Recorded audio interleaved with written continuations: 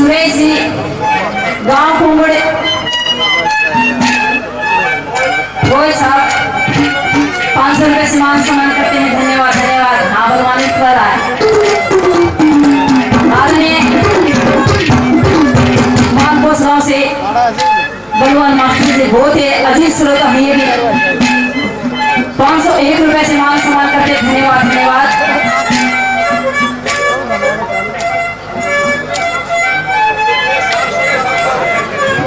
दीपेश सांसद जाटुल वाली से सांसद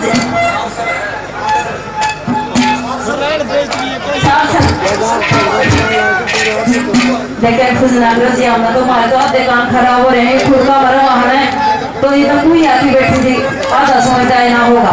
बाकी आदरणीय का इस बजट पे 500 रुपए से मान सम्मान करते हैं। धन्यवाद धन्यवाद।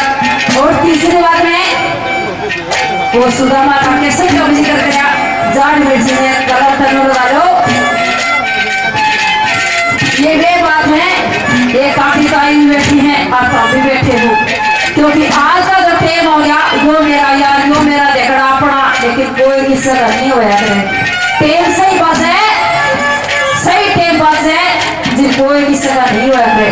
लेकिन उस कृष्ण भगवान के बारे में बताया कौन था उस समय में वो था क्योंकि सुदामा के पास तो रोटियां देने वाले होया करते और कृष्ण भगवान ने लगाने